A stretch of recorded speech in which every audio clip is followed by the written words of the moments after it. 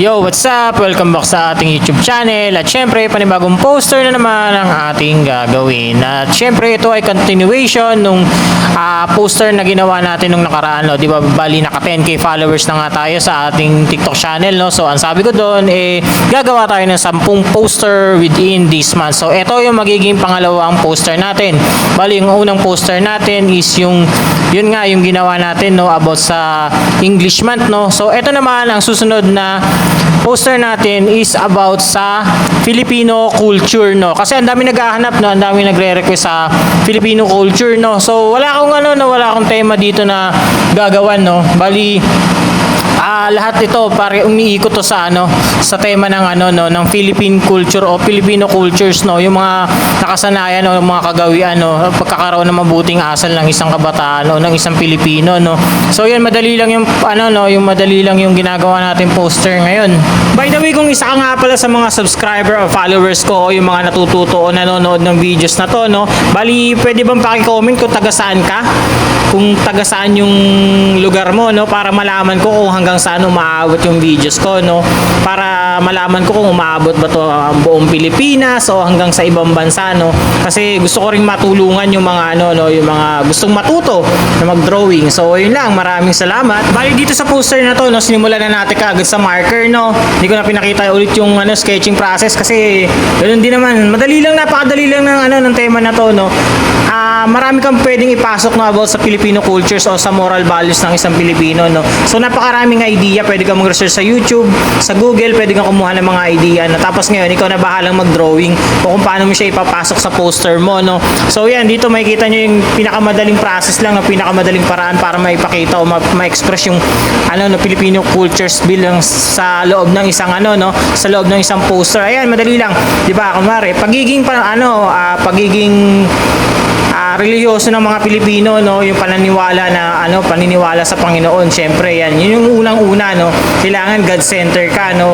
Lahat ng bagay parang ginagawa mong nagkakaroon ka ng pasasalamat sa Panginoon. So ayan, nakikita niyo yung batang na nagdadasal. Yan, ginawa ko siyang centerpiece, no, napakadali lang. Bali yung parang style ng poster ko, ginawa ko yung parang glass style. Yung mga makikita mo sa simbahan, yung mga sa bintana o yung sa mga salamin ng simbahan. Ganun yung ginawa kong atake, no. Syempre nga kasi centerpiece natin is about sa religion, no. Sa pagiging relihiyoso ng isang Pilipino o ng isang kabataan na Pilipino. Yan, 'di ba? Nakikita niyo naman. Tapos susunod, naglagay lang ako ng iba't ibang detalye, no. Katulad sa baba, no, merong batang nagmamano. Ayan, nagmamano, 'di ba? Normal yan sa mga kabataan. Ewan ko lang kung meron pang ganyan ngayon, no. Pero yun yung nakaugalian ng mga kabataan noon. Pagpapakita ng ng respeto sa sa mga nakakatanda, no. Tapos susunod yun, yung pagmamahal sa magulang, ayan. Tapos yung magulang sa anak, ayan, 'di ba? Karaniwan yan, normal yan. Alam ng mga ng mga Pilipino yan, no. Tapos sumunod, ayan, pagiging malinis. 'Di ba? Kaugalian ng mga Pilipino yan, kapag once na nakita nila madumi yung labas nila o ayan nga, hindi naman kahit sabihin mong hindi nila basura, lilinisin na nila yan. Pagiging malinis ng isang Pilipino, no. Tapos susunod, ayan, yung pagiging masiglahin o mahilig sa pagkain, no. Makikita niyo sa kabila, no, yung may hawak na kutsara at tinidor. Ayan, 'di ba? Mahilig sa pagkain. Alam niyo may mga Pilipino, no. Kaiba yung panlasa ng mga Pinoy. Basta pagkain, kain lang talaga. Susunod yung pananampalataya sa o kaya yung paggalang sa sa Philippine flag, no. Hindi lang sa Philippine flag, no, dun din sa sa national anthem ng Pilipinas, no. Yung pagmamahal o pagpapakita mo ng ng respeto sa bandila ng Pilipinas. Ayan yung nasa taas, makikita nyo naman, 'di ba? Kitang-kita pa lang sa drawing pa lang at saka sa pagkakalagay pa lang ng marker, no, alam na kaagad natin kung ano yung pinapahiwatig nitong poster na to. Sumunod naman is yung yung pagtuturo ng isang ng isang guro o kahit sino mang uri ng nilalang ng tao, no, ng Pilipino, no, sa pakikisalamuha, tamang pakikisalamuha ng isang bata, no, sa iba't ibang uri ng tao. Yan, ganyan, 'di ba? Kailangan yan yung paggalang, yung paggamit ng po at opo, 'di ba? Normal yan. Yan talaga yung nakagalian ng isang Pilipino. Sumunod naman is yung paniniwala natin na kapag once na nakapagtapos ka ng trabaho, ayan, makita nyo yung batang may toga, no? Ayan, nakasuot ng toga. Taas, pinakataas, makakuha tayo ng magandang trabaho kapag once na nakapagtapos ka ng pag-aaral mo, di ba? Yan yung paniniwala natin, di ba? Uso nga ngayon, diskarte o diploma. Pwede naman pagsabayin yan, di ba? Kasi habang nag-aaral ka, meron din namang part na dumidiskarte ka, di ba? Syempre, para makapasa ka, di ba? Ganun lang naman kasimple, di ba?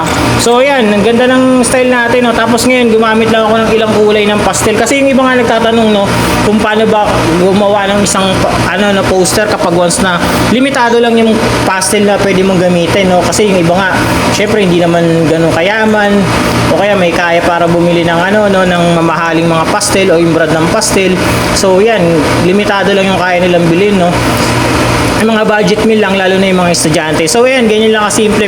Pwede kang gumamit ng iba't ibang kulay na yung limited lang sa sa kulay mo, no? Pwede yung brown, ayan, yung yellow, di ba? Tapos yan, makikita nyo mamaya ilang kulay lang yung gagamitin ko dyan. Pero iba yung atake ng poster niya. Sabi ko nga sa inyo, kapag once na gumawa ako ng poster dito sa sa channel ko, iba't ibang atake ng poster ang makikita nyo, no? Hindi ako gagawa ng pare-pareho lang, no? Lahat ng ginagawa ko dito iba, kakaiba, no? Tsaka kailangan natin lagi magpakita ng bago, no? Hindi tayo mag-i-stick sa isang estilo lang, di ba? So yan. Tapos yung mga nahihirapang mag-drawing ng mga mukha ng tao, ganyan. Ganyan lang yung gawin nyo, guys. Napakasimple, di ba?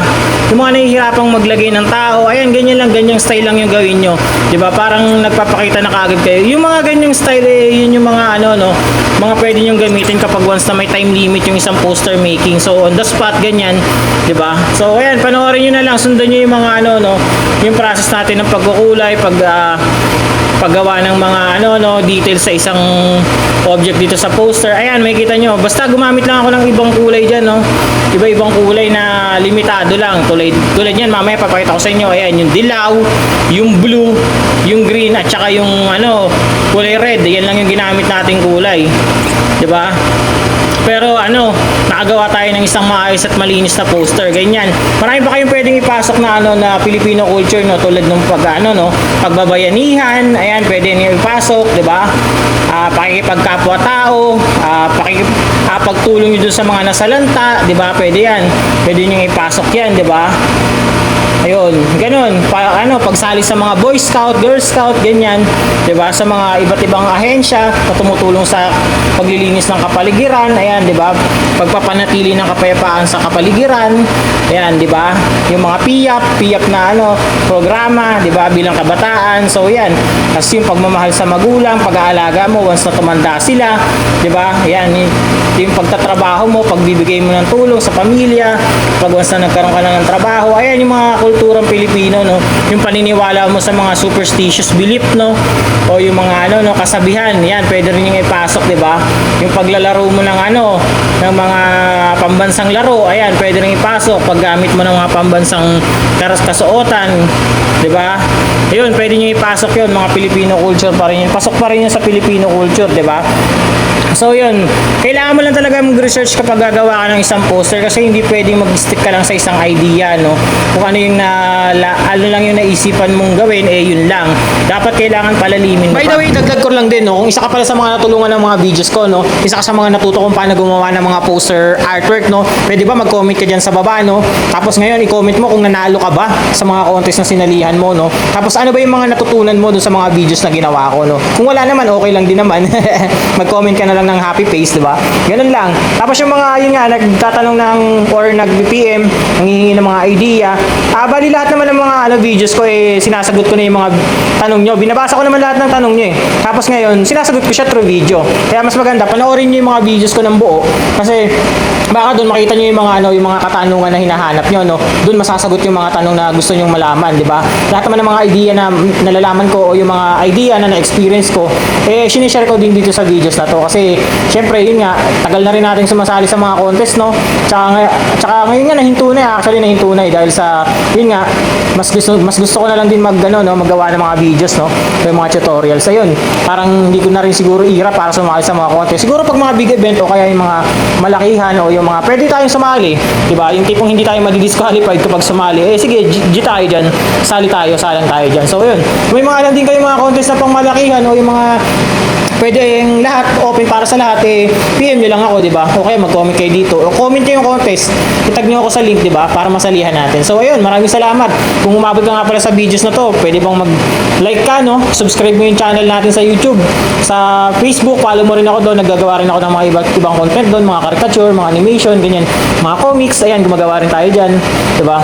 Editorial, ayan, mga trippings, mga memes, ganyan, nag-edit din tayo ng mga videos dyan. Doon din ako minsan nagla-live. So ayun, comment nyo ako dyan, subscribe nyo yung channel natin, like nyo, and tsaka yung follow nyo yung videos natin. No? So yun lang, maraming salamat sa panonood. Malapit na rin itong matapos yung videos natin, ilang minuto na lang, di ba? Tapos yun, kung may mga suggested kayo na team, no, bali pang poster number to nga to, kung may suggested kayong team, comment nyo lang dyan sa baba para magawa natin. No? Tignan natin kung papatok ba yan, papasok ba sa gusto kong maging tema, konsepto ng poster number 3 natin. No? Bali yung unang poster natin is about English month. Itong pangalawa is yung Filipino culture values, ayan, moral values, ayan. So ano kaya magandang pangatlong poster, no? Mag-comment kayo dyan sa baba, magbigay kayo ng idea para magawa natin. Siguro mas magandang idea yung makakatulong para sa lahat, no? Diba? Yung pangkalahatang tema, no? Pwede mo magamit kahit once na no? Yung kunwari nagkaroon ng event, ayan. Siyempre gagawa natin yan. So ayan, maraming salamat sa panonood ng videos. Yun lang.